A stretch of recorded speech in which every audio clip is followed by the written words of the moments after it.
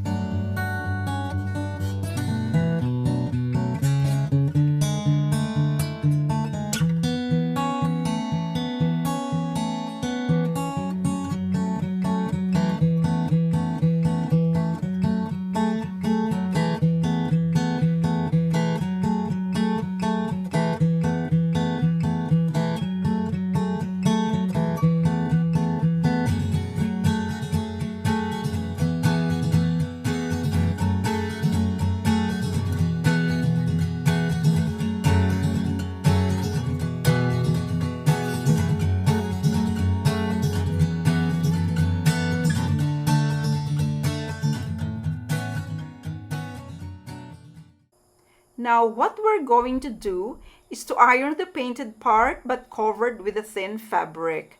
This will make the paint hold fast and not bleed during washing.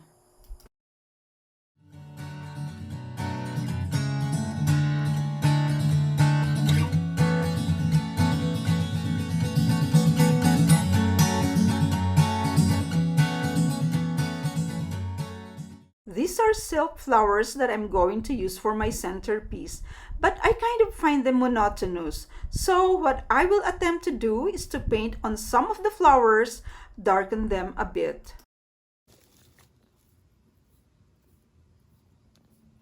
The casual day at the salon. A manicure with a flower. Okay, that wasn't funny. I will stop. Mom! What's wrong with you? She's concentrating. She's not minding me. I don't really like it. I haven't really gotten my way around it. I want it deep.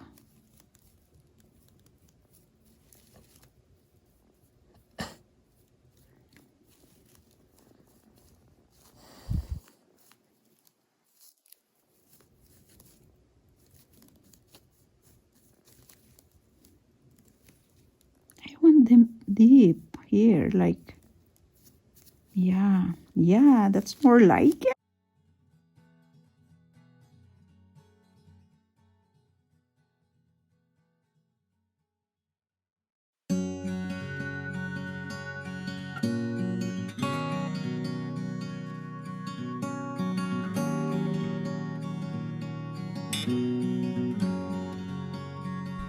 The next day, I was still at it.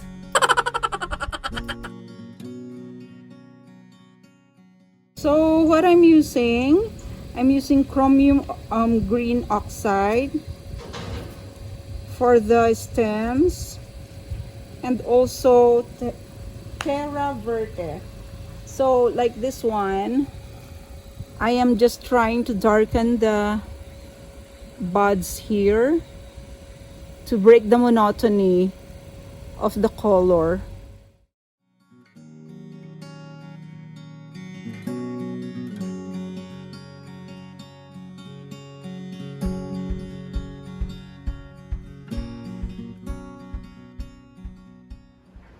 Before we start setting the table, I would like to mention again that this is in close collab with Glamour Ellen. Guys, my name is Glamour Ellen.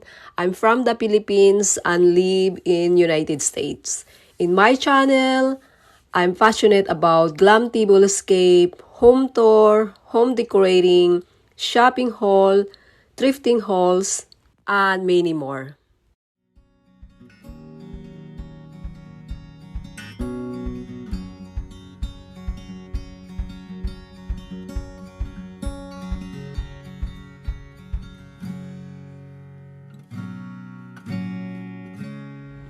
This is a ginger jar. It's antique, which I got from a latest state haul together with other blue and white decor.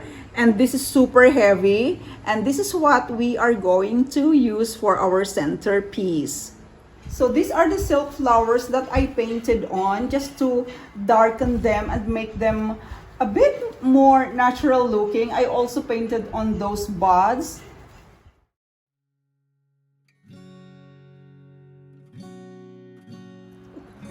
This is a pair of vintage Shannon Designs of Ireland crystal candy dishes.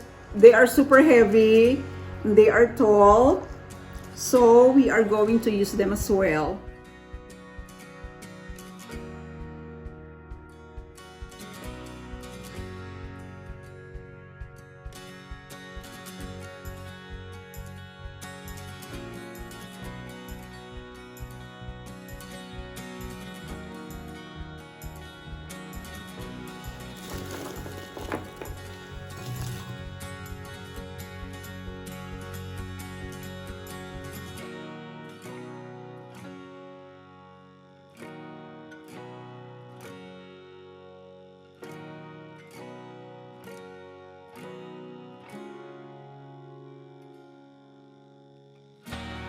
Now, this is from my vintage Hofbauer beards collection from Germany. I just love the birds like that, and they are very heavy. We are going to use them for our lighting.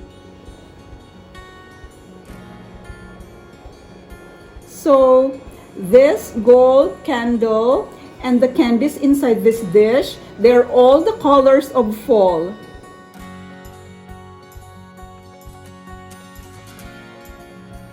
These gold placemats in the shape of a leaf, I think, these also depict fall.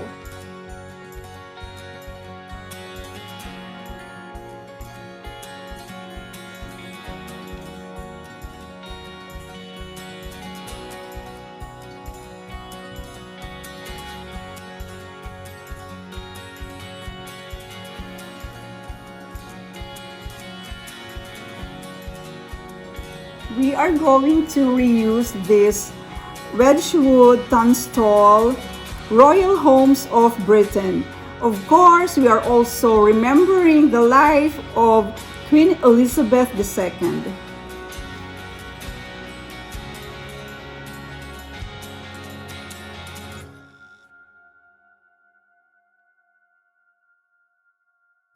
These are the table napkins that I sewed and then hand painted. Now, there are 3 with all peonies and 1 with the gold accent.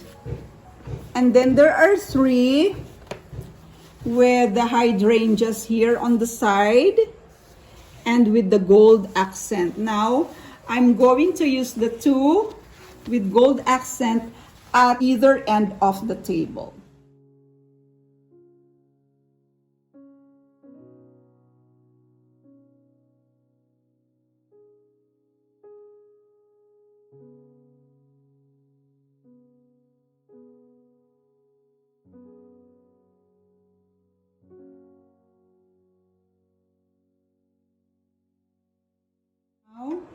This is the Booth's Real Old Willow Tea cup and dessert plate that I want to feature.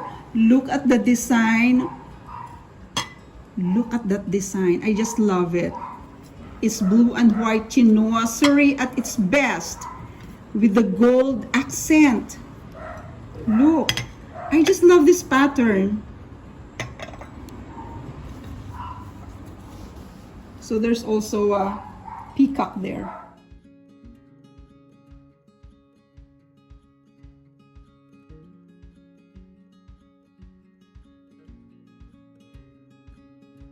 Another vintage Hofbauer beards collection from Germany, which I got more than a year ago from a huge estate sale as well. It was all crystal, and I had sold most of them, and this one I added to my collection.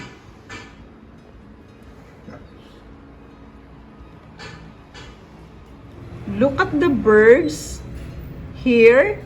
They are embossed in gold, but the gold is not solid anymore.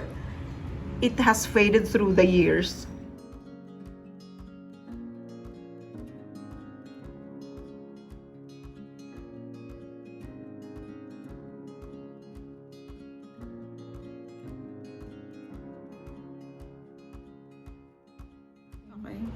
This is another vintage blue and white fruit or cake tray, which I also got from an estate sale a few years ago.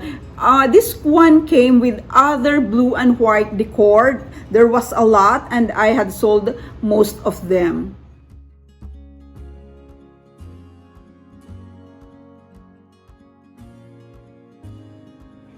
Now, if this tray of brightly colored oranges and rosettes and reds do not depict fall or autumn, I don't know what does. This one is a porcelain which I've had for many years, and we have used this through the years for special occasions, family occasions like birthdays.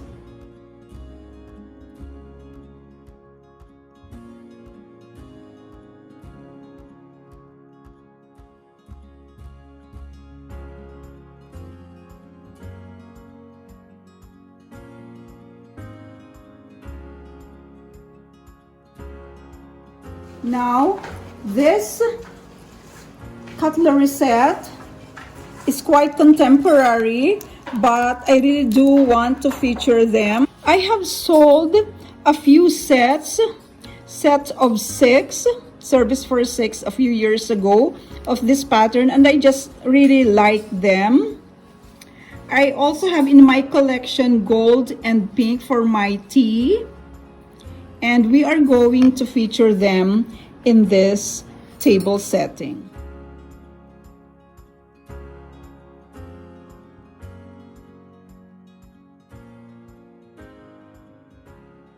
Now we have a teaspoon because we are going to have tea.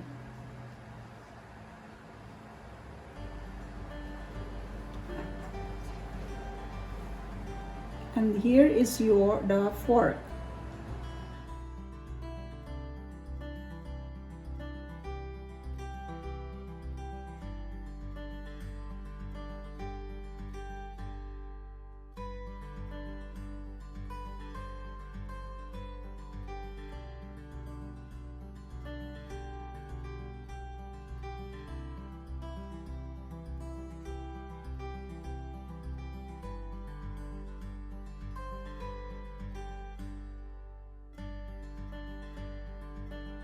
Now in this table setting, we are also featuring this colored iced beverage glasses, set of 6. Look, I just love the design of this one. It is a reproduction of a vintage pattern, and I just love this reproduction glasses.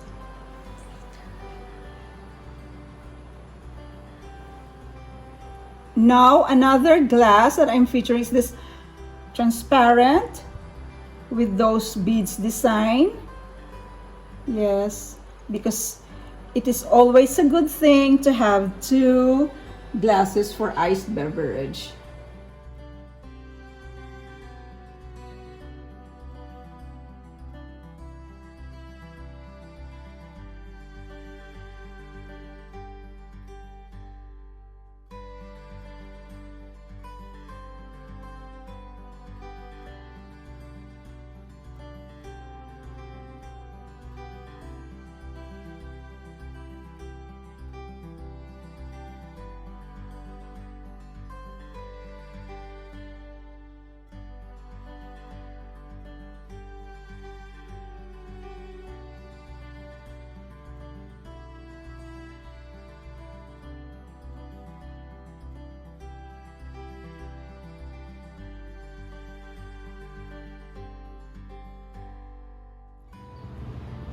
Now, this is an antique EAPG cake tray, which I got some years ago. I acquired some years ago, and I really wanted to keep it. We had used it for family occasions. Look, it is, the embossing here is really very deep. I think they call it intaglio design. And I just love this.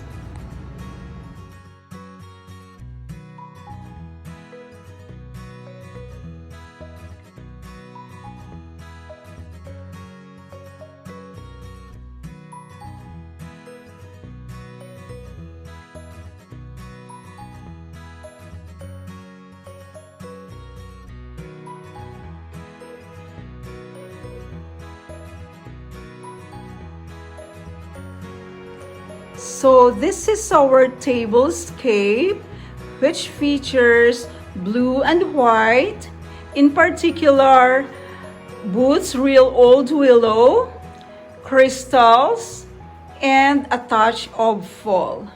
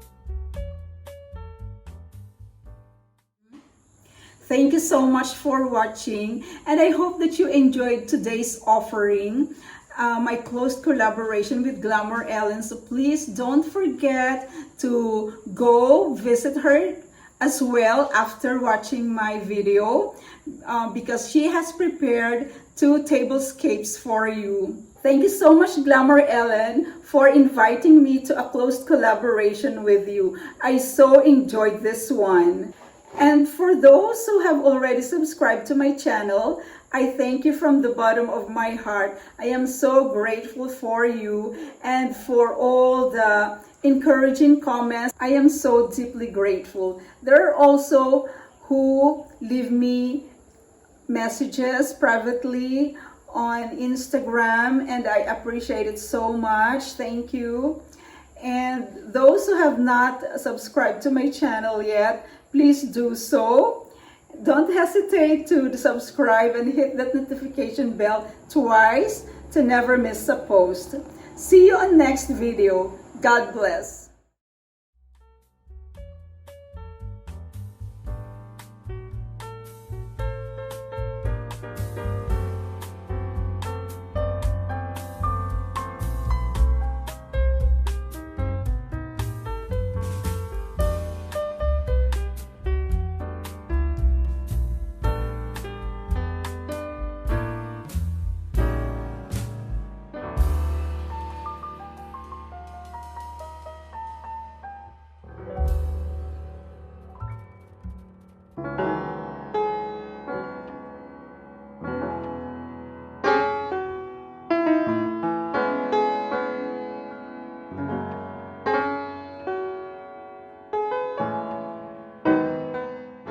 It has been rather a tiring day for me and my assistants. Now it's time for some rest, quiet, and a cup of tea. Would you please join me?